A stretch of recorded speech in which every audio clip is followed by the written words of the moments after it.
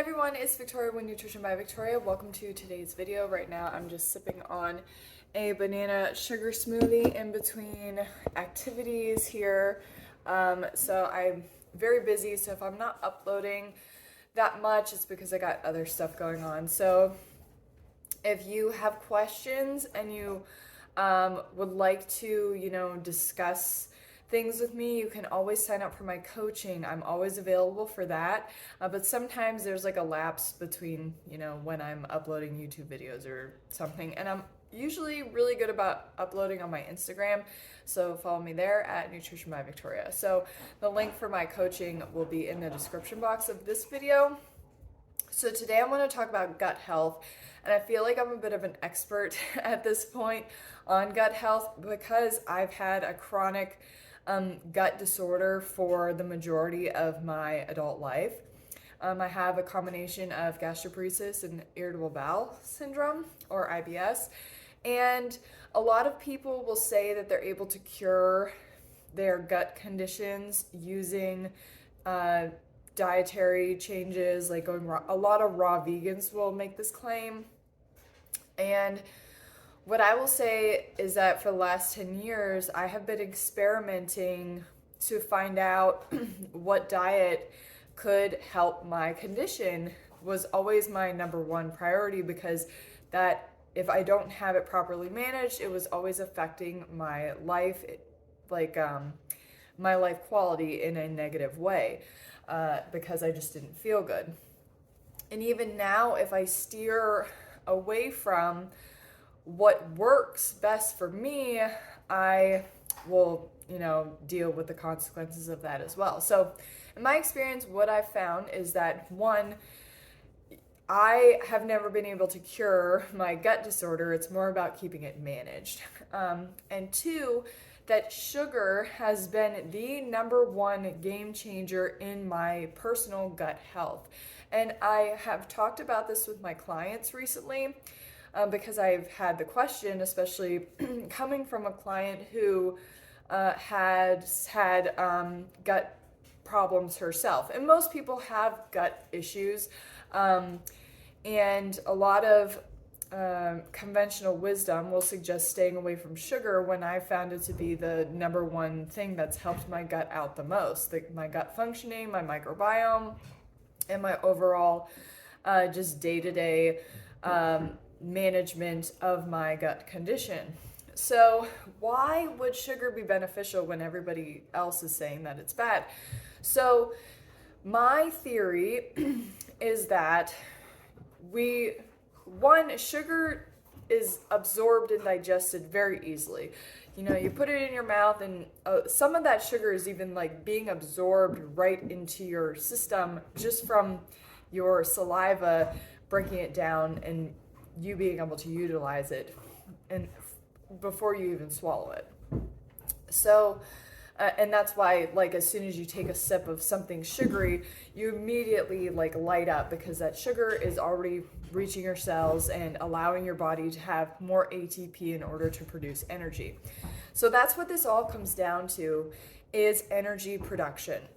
So as you are consuming sugar in your diet, whether it's like from fruits, refined sugars, or starches, I'm particularly talking about refined sugar here. When you have this as an element in your diet, as your food reaches your small intestine and where your microbiome starts to be found, those cells are able, just like your cells in your mouth, are able to start to eat up those sugar molecules very easily. They eat them up, they light up, and they're able to produce more energy for their systems.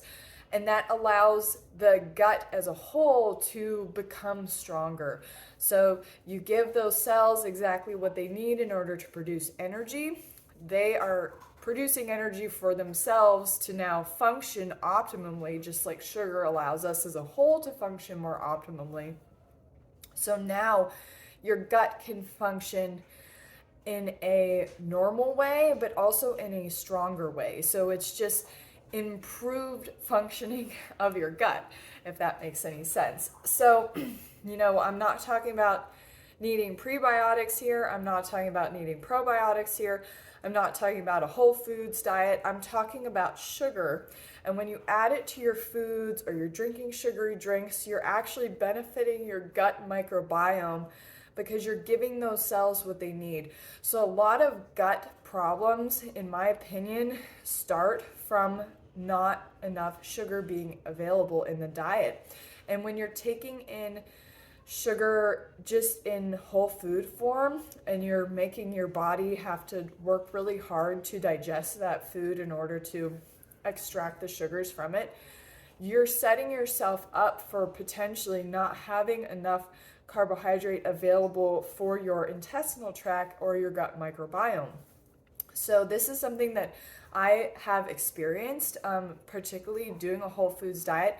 My digestion becomes compromised because my cells are not getting enough sugar. So my digestive tract doesn't work as well because I have this compounded gut disorder that is dependent heavily on sugar being available for my gut to function at its most optimal ability.